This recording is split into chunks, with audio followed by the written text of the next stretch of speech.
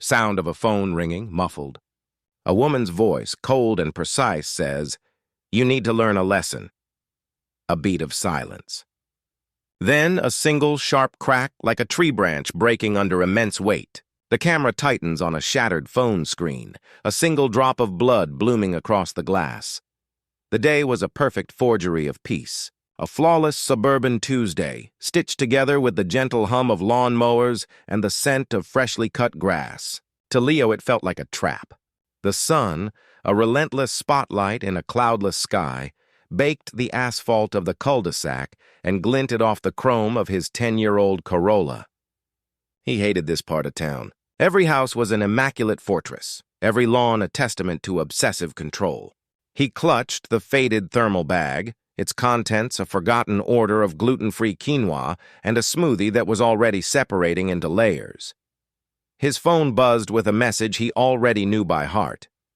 "Your delivery time is running out." The address was 2172. The house was a monument to beige stucco and manicured hedges, a stark contrast to the chaotic vibrancy of his own life. He mounted the steps, a knot of unease tightening in his stomach. The bell chimed with a polite, sterile tone. He waited. A minute passed. He rang again. The door finally swung open with a theatrical flourish, revealing a woman who seemed to embody the house itself. Perfectly coiffed blonde hair, an expensive linen dress, and eyes that held the cold, sterile judgment of a freshly disinfected countertop. She looked him up and down, a slow, deliberate inspection that made his skin crawl. "You're late," she stated, her voice a flat monotone. "Ma'am?" "The GPS had me on another route," Leo said, his tone placating. He held out the bag. "I'm really sorry. I'll contact the company and make sure you get a refund." "A refund isn't the point," she said, her voice rising in pitch, a sharp whining sound that made his ears ache. She didn't take the bag. She took a step back, her hands on her hips. "The point is reliability. You people, you have no respect for my time, for the schedule. I have a schedule, a very tight schedule, and you have just ruined the flow of my entire afternoon." "I understand, ma'am," Leo said, his voice dropping to a near whisper. "I'm genuinely sorry. It's on me." "Just no!" She cut him off, her voice now a laser beam of pure indignation. "You don't understand. Not yet. You need to learn a lesson." A chill ran down Leo's spine. This was no longer about the food. He could see it in her eyes, a glint of something predatory, something that had been waiting for an outlet. He wanted to leave, but his legs felt cemented to the pristine porch. He instinctively tightened his grip on the thermal bag. "Ma'am, I'm just a driver. It's a system issue." She stepped off the porch, her movements sharp and deliberate. Her gaze didn't leave his face, a cold, focused stare that was deeply unsettling. "You think you can just come into my life, disrupt it, and walk away? I don't think so." She reached out, her fingers snatching the phone from his back pocket with an astonishing speed he hadn't anticipated. "Hey!" he protested, stepping back, his free hand reaching for his pocket. "Give that back! That's my phone!" She held it up, a triumphant smirk on her face. "This is part of the lesson. You need to learn accountability." She began walking backward down her driveway, still holding the phone, her smirk widening. "That's not yours. I need that for work," he pleaded, a tremor of genuine fear entering his voice. He took a hesitant step toward her, but she kept her distance. "Oh, you'll get it back. When I decide you've learned, follow me." She turned on her heel and began walking toward the front of her house, her stride purposefully brisk. He was caught in a horrifying dilemma. He couldn't just walk away. His entire livelihood was on that phone. The app, the navigation, the payments. He had to get it back. The humiliation of the situation was a hot, burning coal in his chest. He, a grown man, was being led on a childish goose chase by a woman who clearly had too much time and not enough empathy. He followed, his mind racing. Was this a prank? An elaborate scam?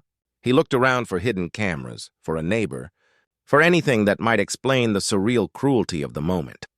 She led him around to the side of the house, where a massive ornate bird bath stood on a pedestal in the center of a circular flower bed. She stopped abruptly, turning to face him. Her expression had hardened. The smirk was gone, replaced by a cold, righteous fury. "You're a disgrace!" she spat, the words landing like blows. "Young men like you, with no work ethic, no discipline. My father would have had your job. My husband is a CEO. He hires people like you to do his errands, and you can't even get that right." "Please, ma'am," Leo said, desperation rising in his throat. "I'm not like that. I'm just trying to make a living." It was an honest mistake. "Give me my phone back, and I'll go." She held the phone over the bird bath, her fingers flexing. "Not yet." He lunged for it, a sudden panicked instinct overriding his better judgment. But she was faster. She sidestepped, her other hand coming up to shove him hard in the chest. The push was forceful, unexpected. He stumbled backward, his arms flailing, his balance compromised by the uneven, freshly mulched ground. He heard her shriek, a sound of pure rage. He tried to regain his footing, but the momentum was too much. He tripped over the low decorative stone border of the flower bed. Time seemed to slow. He was falling backward. His head was a pendulum, swinging toward the ground. He saw the corner of the bird bath pedestal, a sharp, angular piece of carved stone. It was coming at him with terrifying speed. He saw her face, a mask of wild-eyed anger, and then, in an instant, a flash of something else. Not regret, not shock, something closer to surprise. As if she hadn't anticipated the consequence of her action.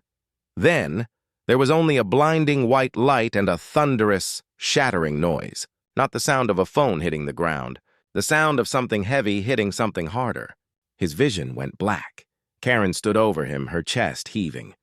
The phone had fallen from her hand and landed with a soft thud in the mulch. The silence that followed the impact was profound, vast. It was no longer the peaceful suburban hum. It was a vacuum, a void where sound had been. She looked down at him. His body was still, crumpled. There was a dark, spreading stain on the mulch, seeping from beneath his head. The color of it was stark against the light brown wood chips. She took a step back, her linen dress brushing against the leaves of a marigold. The expression on her face was a masterpiece of dawning horror. The lesson had been taught, and it had taken his life. The silence was the truest sound she had ever heard. It wasn't the absence of noise, but a thick, suffocating blanket that swallowed the peaceful drone of the suburban afternoon. Karen stood frozen, the heat of the sun a cruel joke against the ice in her veins. She looked down at the dark, spreading stain on the light brown mulch, a sickeningly perfect contrast. The body was unnervingly still, a discarded mannequin left behind in her flawless garden. Her mind, usually a fortress of logical plans and scheduled precision, collapsed into a chaotic echo chamber of disconnected thoughts. "My father would have your job." The words, her own words, hammered in her skull. "My husband is a CEO. What would Mark say?"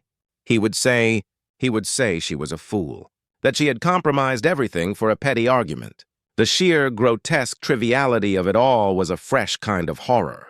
A man was dead, his life ending on a patch of mulch. All because his delivery was 10 minutes late. A low, guttural growl from the house next door snapped her out of the stupor. Mrs. Albright's ancient bulldog, Winston. He was a menace, always sniffing at the fence, barking at shadows. The sound was a harsh reminder that the world outside her perfect bubble was still moving, still observing. And she was standing in the middle of it, a tableau of murder. Panic, cold and nauseating, took hold. This was not a problem that could be fixed with a terse phone call or a demand for a manager. This was a consequence, a final, irreversible consequence. She couldn't call the police. She couldn't call Mark. All she could do was run. But where? The front door was 100 feet away, a world away, and the body was right there. Her eyes darted around, searching for a solution, any solution. Her gaze fell on the garage. The large, polished mahogany door, usually a point of pride, now seemed to mock her. Inside was the organized chaos of her life, gardening tools, recycling bins, and a forgotten rolled-up tarp from a weekend camping trip 2 summers ago. The tarp. An idea, cold and ruthless, formed in the furnace of her panic. She moved, not running, but a stiff, ungraceful shuffle, her linen dress a ghost around her legs. Winston barked again, a short, sharp burst of sound. She felt the scrutiny of his unseen eyes from behind the fence. The thought of him, a drooling, wrinkled witness, was more terrifying than anything else. The garage door whirred open with an ear-splitting groan that she was sure echoed across the entire neighborhood. She slipped inside, her heart pounding a violent rhythm against her ribs. She located the tarp, a thick dark green plastic sheet rolled tight with a bungee cord. Her hands trembled as she fumbled with the clasp. The phone in her pocket, Leo's phone, felt like a burning coal, a searing reminder of her crime. She was back outside in a heartbeat, the garage door whirring closed behind her, a final, definitive period on the sentence of her afternoon. She laid the tarp on the grass, a dark, incongruous rectangle next to the blood-stained mulch. She knelt down beside him.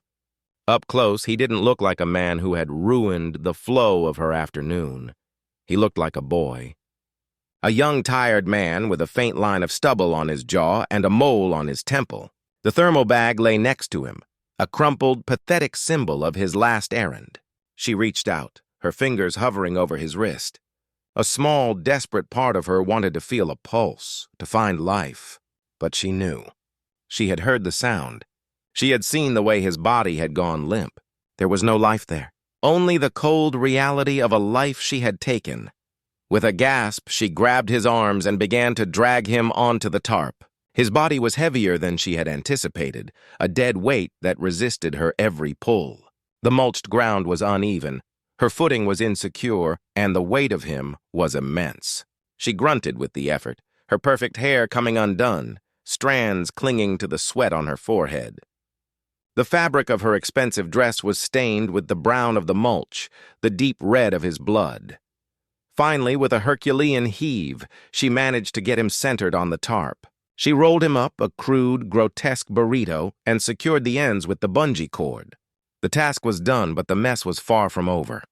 The dark stain on the mulch, the dropped phone, the smeared fingerprint on the bird bath. She had to clean it all.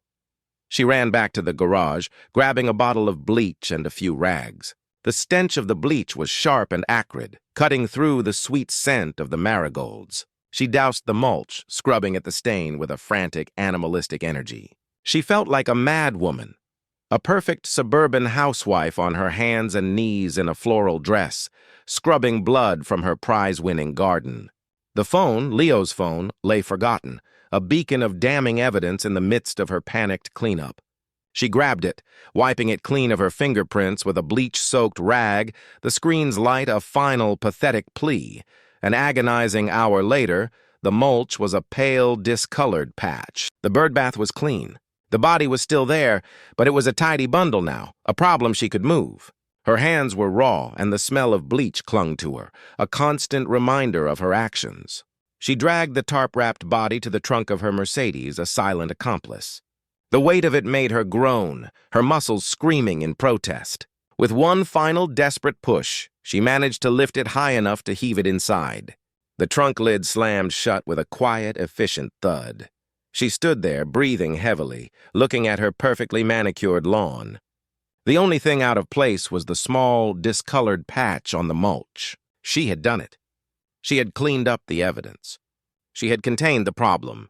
She felt a strange, detached calm settling over her. She got into her car, her hands shaking as she put the key in the ignition. She drove, not knowing where she was going, only knowing that she had to get rid of the body. She was on the highway when her phone buzzed with a text message. She risked a glance at it, her stomach churning. It was a photo, a grainy, low-angle photo of her standing over the bird bath, her hand raised as if to push, Leo stumbling backward.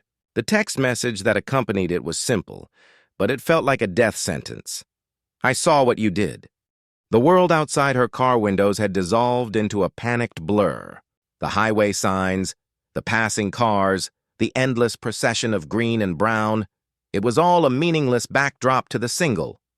Terrifying image burned into her mind's eye. A grainy, low-angle photo of her standing over a body, her hand caught in the final damning act. Her phone, still clutched in her hand, felt like a live wire. She squeezed the steering wheel, her knuckles white. I saw what you did. The words were not a threat, but a statement of fact. They held the terrifying finality of a judge's gavel. The sender wasn't asking for money or demanding a favor, not yet. They were simply letting her know. They were in control. Karen's gaze darted from the phone to her rearview mirror. The silver sedan in the next lane. Was it them? She swerved, cutting off a minivan with a screech of tires. The minivan's horn blared, a prolonged, angry sound that made her jump.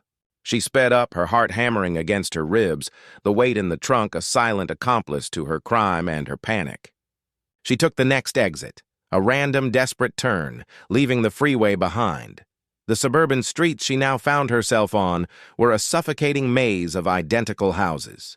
She had driven in circles for what felt like hours, the sun sinking lower in the sky, casting long, menacing shadows across the pavement. She had to get off the road.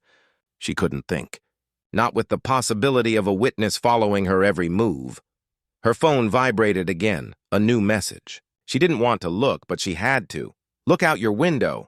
Second floor, white shutters. A bulldog is watching you. So am I. She slammed on the brakes, her car skidding to a halt. The message was wrong. A bulldog. The bulldog was Mrs. Albright's. It was the house next door.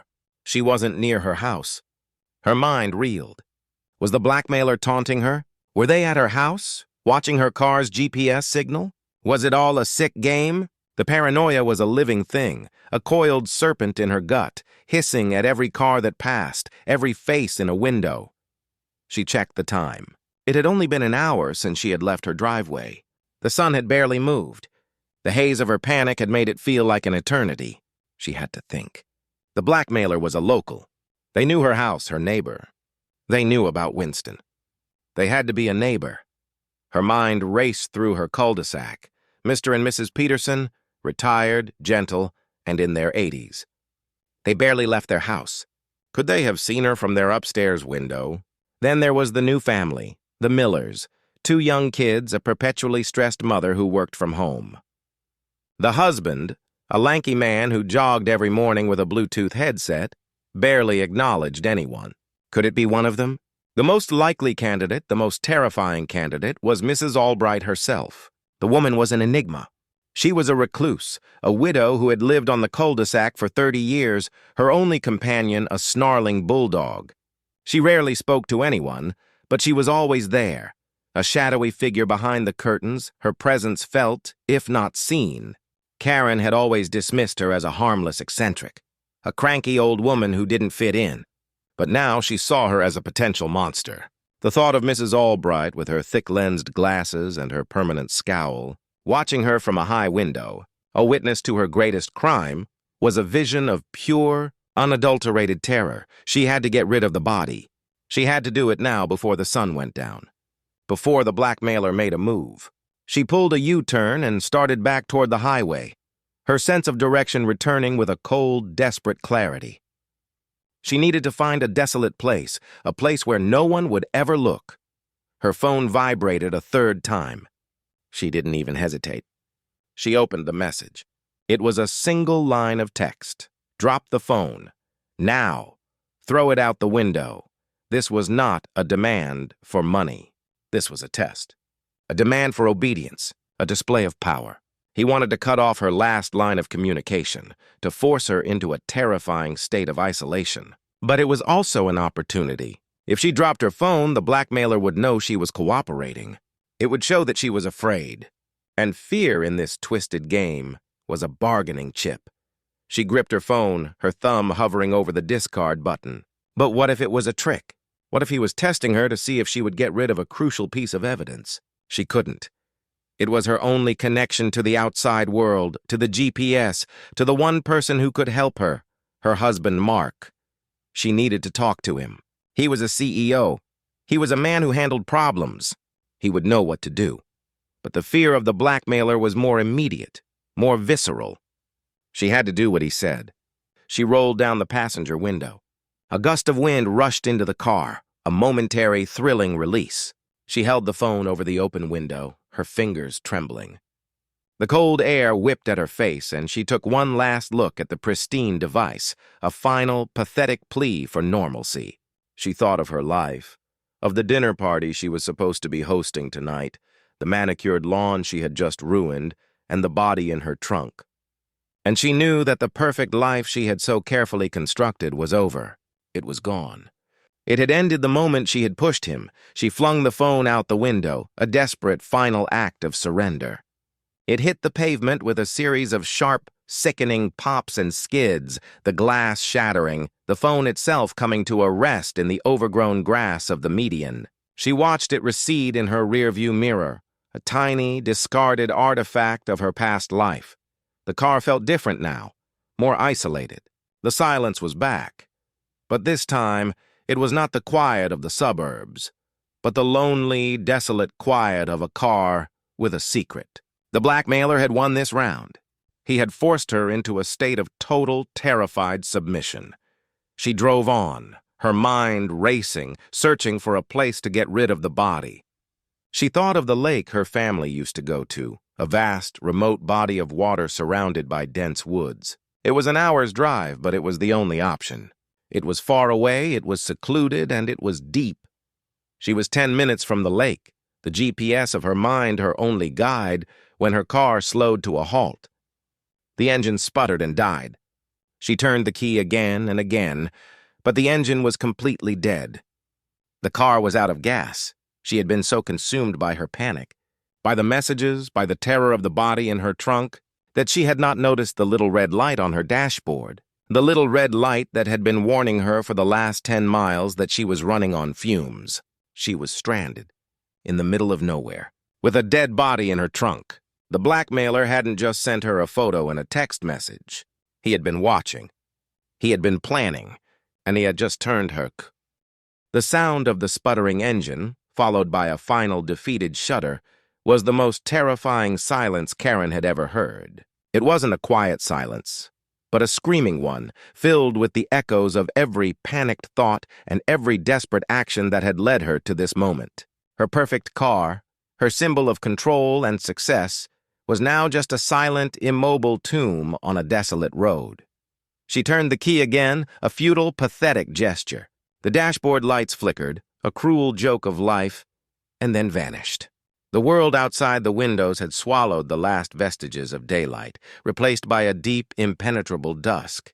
The air was thick with the scent of damp earth and pine needles.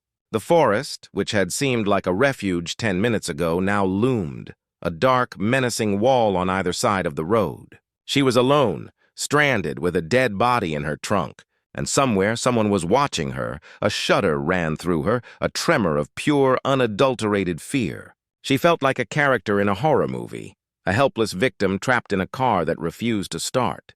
She looked at the gas gauge again, her mind a frantic loop of denial. The needle was below empty. She had been so consumed by her panic, by the blackmailer's text messages, that she had driven past the point of no return. She had two choices: stay in the car or get out. Staying in the car felt like a slow, suffocating death. She would run out of air, her mind would buckle under the weight of her fear. But getting out of the car felt like a step into the mouth of a waiting monster. The woods were a living thing, a breathing, shadowy presence filled with unknown terrors. But she had to move. She couldn't just sit there. She pushed open the driver's side door, the sound a jarring, intrusive noise in the otherwise complete silence. The cool air hit her, and she wrapped her arms around herself, a futile attempt to ward off the chill that had nothing to do with the temperature. She walked to the front of the car, her feet crunching on the loose gravel. She leaned against the hood, a fragile, trembling ghost in the encroaching darkness. She was so close to the lake, the final destination, the place where all her problems would be solved. A few more miles, but it might as well have been 1,000,000. The silence was punctuated by a new sound, a sound so small, so insignificant, that she almost missed it. A low, rhythmic thump, thump, thump. It was coming from the trunk, the sound of a body shifting. Her blood ran cold. He couldn't be alive. She had seen him fall. She had seen the blood. She had felt his lifeless weight. It was just the car shifting on the uneven ground. It had to be. She gripped the hood of the car, her knuckles white, her breath coming in ragged, shallow gasps. She willed the sound to stop, but it continued, a steady, rhythmic beat of a dead man's karma. She couldn't take it anymore. She had to open the trunk. She had to see. She had to confirm that she wasn't going insane. She fumbled with her keys, her hands shaking so badly that she dropped them. They clattered on the gravel, a sickening sound. She fumbled on her hands and knees in the darkness, searching for them, her heart pounding a frantic rhythm against her ribs. She found them and stood up, her entire body trembling.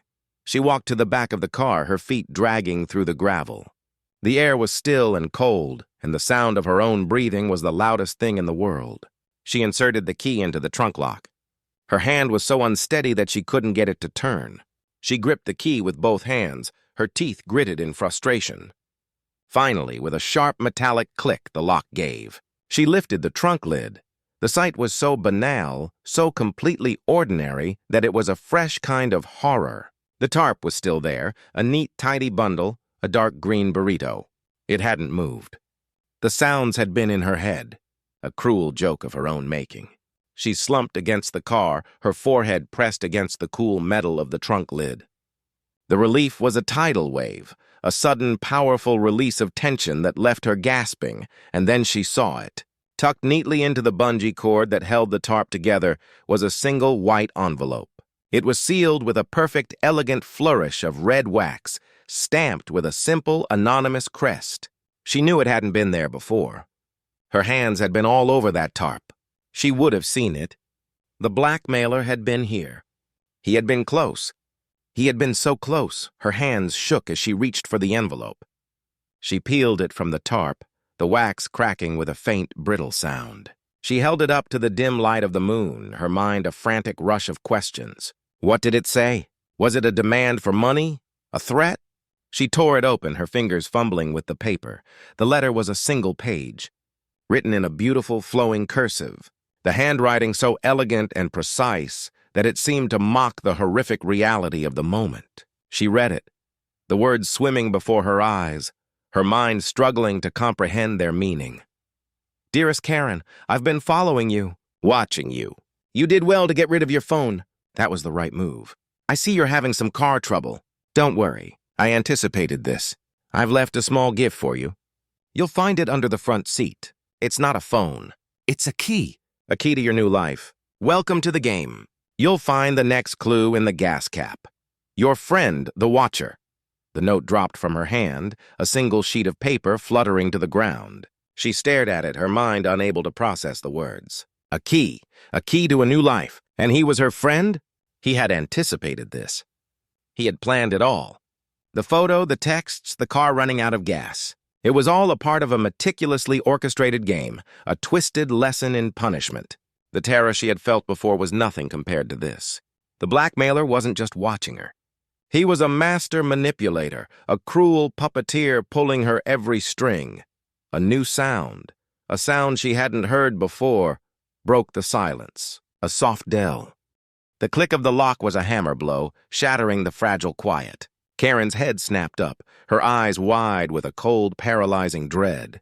The passenger door was ajar, a black sliver of nothingness in the moonlight. She backed away from the car, her feet scuffing on the gravel, her breath coming in short, choked gasps. The woods, which had seemed menacing before, now felt like a welcome refuge from the horror unfolding beside her car. Hello, Karen, a voice said, a soft, almost gentle whisper that seemed to come from everywhere and nowhere at once. It was a man's voice, smooth and calm, completely at odds with the terror that gripped her. She whirled around, her hands up as if to ward off a ghost. She couldn't see anyone. The darkness was absolute, her heart hammered against her ribs, a frantic, trapped animal. I'm not in the car, the voice continued, a low chuckle rippling through the air. Don't be a coward, Karen. Get in the car. It's what you need to do to get to the next step. Her mind reeled. The Watcher wasn't a shadow in the woods. He was an invisible, all-knowing presence, a phantom with a voice. He knew she was a coward. He knew she was a liar. He knew everything. The thought was more terrifying than a physical threat. This was not about her life. It was about her soul. I left you a key, Karen, the voice said, its tone now edged with a chilling patience. Don't disappoint me. You'll find it under the seat, and then you'll follow the instructions. The rules are simple. One move at a time, one task at a time. Don't deviate from the plan or you will regret it. Now get in the car. The key is waiting. She had to obey. There was no other choice. The voice was everywhere, an omnipresent force that controlled her every move. She moved forward, her body stiff and ungraceful. She reached for the passenger door, a slow, agonizing movement. She sat down in the seat, the leather cold and unyielding against her bare skin. She leaned forward, her hand fumbling under the seat. Her fingers brushed against something hard and metallic. She pulled it out. It was a key. A car key, not hers. It was a new key. She stared at it in the darkness, her mind unable to comprehend the logic. Why would he give her a new key? Was he giving her a new car? Her gaze fell on the passenger seat. There was a faint glimmer of light. A small, elegant-looking phone. It was an old model, a cheap plastic flip phone. She picked it up. It was on. The screen was a bright, cruel light in the darkness. The number pad was lit up, and there was a single unread message on the screen. She opened it, the gas cap. Her heart sank. He was forcing her to get out of the car again, to face the darkness, to face him. She pushed the car door open, a violent, desperate gesture, and stepped outside. The cold air hit her, but she barely felt it. She was numb, a puppet on a string, her mind screaming, but her body moving on its own. She walked to the back of the car, her gaze sweeping the woods, searching for a glimmer of a face, a shadow of a form. There was nothing, just the deep, impenetrable blackness of the forest. She knelt down beside the car, her hands fumbling with the gas cap. It was a small, insignificant piece of plastic, but it felt like a final, monumental obstacle. She pulled it open, the cap squeaking with a dry, metallic sound. And there it was, a small folded piece of paper. She pulled it out. The note was a single word written in the same elegant script as the other note. Home. Her blood ran cold. The word wasn't a clue. It was a command. A chilling, brutal command that meant she had to go back. Back to the house she had ruined. Back to the place where the murder had taken place. Back to the scene of her crime. The blackmailer wasn't just playing a game. He was a master of psychological torture. He was forcing her to face the horror of her own actions. She stood up, her body trembling. She looked around, her eyes wide with a cold, paralyzing dread. The woods were silent again. The voice was gone. But she knew he was there. He was watching. She got back in the car, her hands shaking as she started the new engine with the new key. The car roared to life, a powerful, confident sound that was a stark contrast to her own terrified, whimpering whimper. She put the car in reverse, backing up slowly, her gaze still fixed on the darkness of the woods. She was 10 miles from her home, her mind a frantic, confused mess, when the new phone rang. She fumbled with it, her fingers clumsy with fear. She flipped it open and put it to her ear. "It's good to hear you, Karen," a voice said. Not the voice of the watcher, but a voice she knew, a voice she had been desperate to hear. It was her husband, Mark. "I've been trying to get a hold of you. I just got home, and there's a problem with your car. The battery's been drained. I've got the police on the line right now. They say they found a body."